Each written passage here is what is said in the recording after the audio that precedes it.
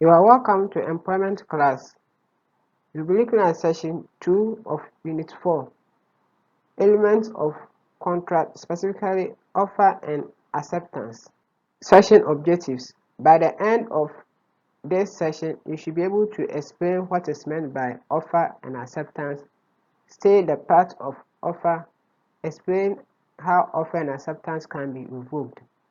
An offer is a promise to do something or not to do something, which is expressed in sufficient clear terms that may be accepted by another person. So the one who makes the offer is the offeror. The one to whom the offer is made to is the offeree. It has been stated in the case of Entry v.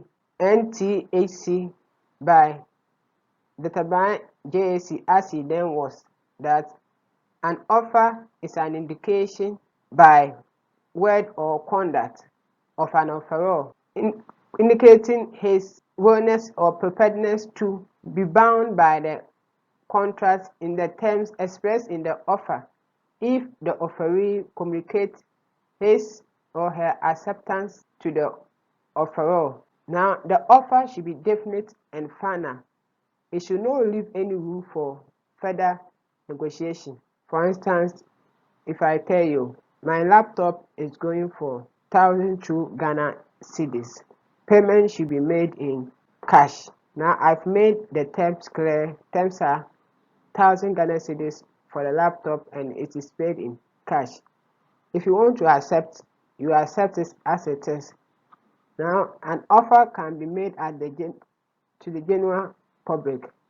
A typical example is the case of Carey versus Kabul Smoke Ball, where the company indicated that anyone who will buy their product and use it in a specific manner and still contract influenza, they have put certain amount at the bank that they will use to take care or pay to the person who will use the product and still suffer the influenza.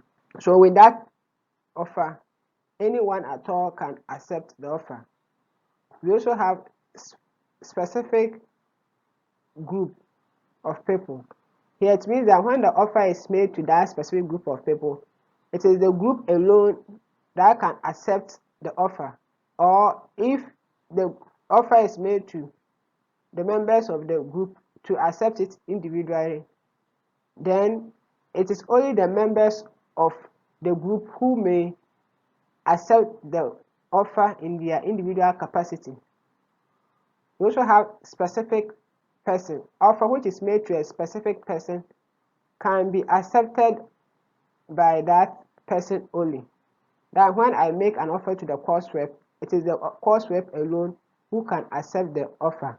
An offer has two parts. We have the expression and the intention. Expression, you express the offer in a clear terms, so there's no room for any ambiguity or further negotiation.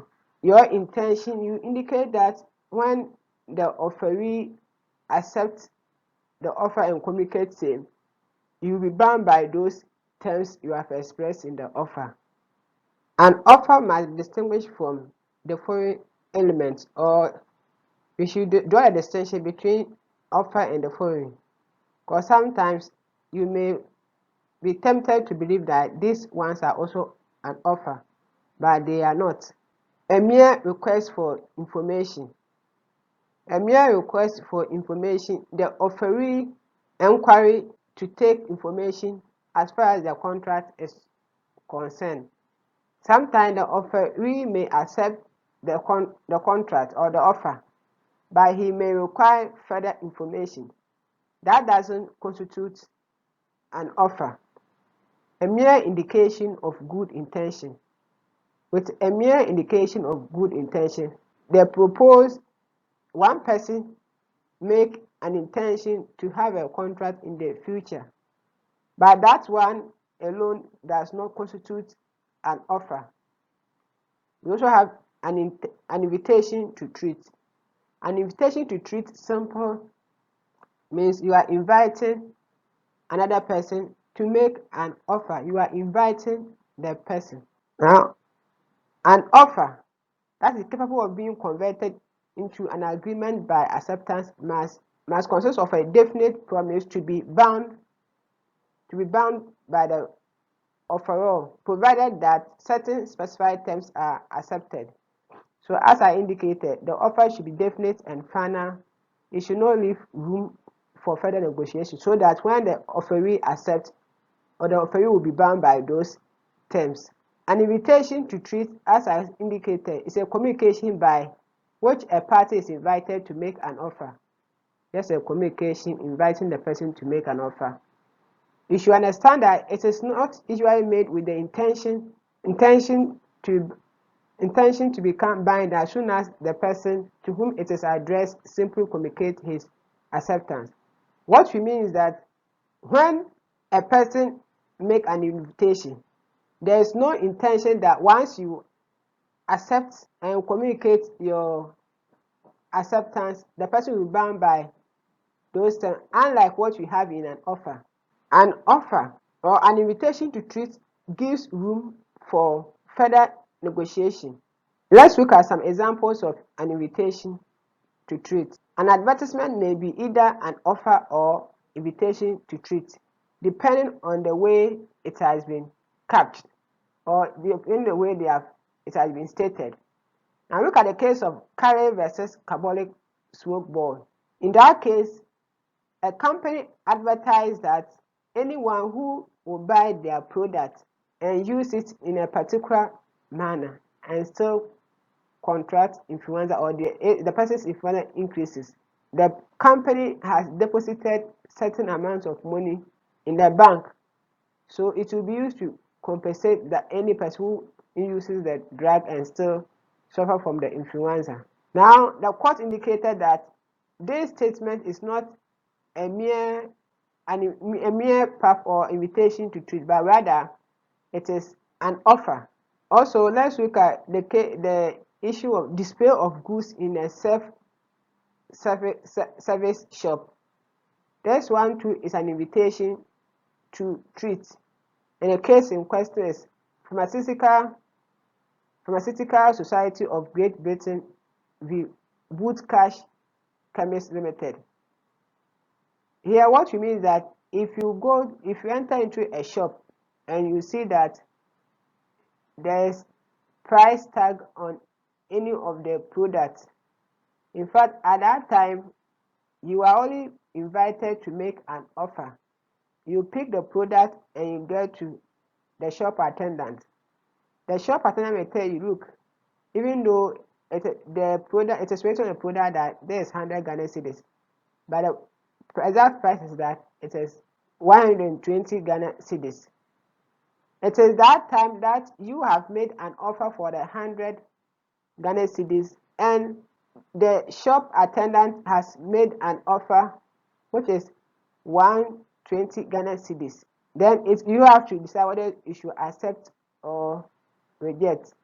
So when it comes to display of goods in shops, it's only an invitation to treat. Acceptance. Acceptance is the final agreement of both parties to consent to the terms of the offer. So you accept the contract. That means you have agreed to all the terms of the contract. Before you accept the offer, it means that you have accepted everything about the offer in terms of the terms and conditions. Now, before you can accept the offer, you should know the existence of the offer. If you don't know the existence of the offer, you cannot accept the offer. Now, the general rule is that an acceptance must be communicated to the offeror in writing or orally by conduct. So, when you accept the offer, you have to communicate your acceptance. In Forfait v. Zonyo, the court indicated that the offeree must communicate his acceptance to the offeror before an acceptance will be effective. By communication, you are saying that it should be brought to the notice of the offeror or by the method proposed by the offeror. Now, the issue of whether or not silence should constitute acceptance has been decided or has been ruled by the case of First House v. Bentley. The court indicated a mere intention to accept or your silence does not amount or constitute an acceptance. So the issue of silence mean consent is not applicable in contract law. You should also understand that any form of alteration of an offer amount to a counter offer and thereby cancel or destroy the original offer. This is decided in the case of Head v. Range. Head v. Range. Now, what we simply means that if I make an offer to you, like the offer, the one I use, I said that the laptop costs 1,000 Ghana cedis, and you said you want to pay 800 Ghana cedis. It means that you have varied the term, which is the cash component of the offer. Now, what you have just done is a counter offer. So this one becomes a new offer, which nullify or cancel this offer. So the existing offer will be the offer of 800 cedi coming from you. Therefore, I have to decide whether I will accept or reject. You also have cross offer. Cross offer does not constitute an acceptance. When you mean cross, what does it mean? When we say cross offer, what does it mean? Cross offer simply means that the offeror makes an offer to you to enter into a specific contract. Unknown to you, you make the same or similar offer of the same subject matter to the offeror. Now, let me give you a typical example. A wants to sell his iPhone 14 to B. Unknown to A, B has already written to A to buy his iPhone, even though they are dealing with the subject matter, but what they have done does not amount to acceptance. It is called cross offer. Now, where the mode is prescribed, mode of communication of acceptance, but not insisted on as the only mode of acceptance, any mode safer and faster can be used other than the prescribed mode. If the mode is insisted upon, it must be complied with. So if the offeror indicate that communicate through this means without insisting that strictly you have to use that mode, then you can choose any mode which is safer than what the offeror has stated.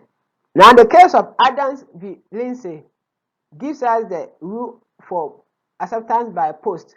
The rule said that where it is within the contemplation of the parties that the normal course of business, post will be used to communicate the acceptance. Then, when the acceptance is properly addressed and posted, it takes effect once it is posted. Now, it doesn't matter whether or not the acceptance will get to the offeror. Once it is properly addressed, acceptance is completed. When it comes to instantaneous communication, the law requires that the offeree must ensure that the offeror has heard or understood his acceptance being communicated to the offeror. For instance, when you are accepting through telephone conversation, the offeree must ensure that the offeror indeed heard what he or she said. In the case of fax, it has gone through and the message is legible. So it should go through and the message should be legible. In the case of email, it should be delivered. Now, revocation of acceptance and offer. Acceptance can be revoked before it reaches the offeror. So you have to revoke before it reaches the offeror. Once it reaches the offeror, you cannot revoke your acceptance. When it comes to offer, it can be revoked through lapse of time. If I make an offer open for 2 days, once the 2 days elapses and no one accepts, the offer is revoked. By the death of the offeror, once the offeror is dead, the offer is deemed to be revoked. Rejection. When the offeree rejects the offer has been revoked. Counter offer. Remember, counter offer nullifies the original offer or destroy the original offer. So that one too is a form of revocation of the offer. Now note, at common law, if someone make an offer open without the offeree making any consideration, the person is at a liberty to revoke the offer at any time. However, under Section 8(1) of the Contract Act 1960 Act 25, it provides that a promise to keep an offer open for acceptance for a specified time is not invalid as a contract by reason of only the absence of consideration for that promise. So under the Contract Act, whether the person has paid consideration or not, once the person has agreed that keep the offer open for this specified period of time, you cannot go ahead to revoke that offer. By way of summary, in this session, we have attempted to explain what is meant by offer and acceptance. We also try to identify the part of an offer and communication of an acceptance. We also try to describe how offer and acceptance will be revoked. Thank you and have a nice day.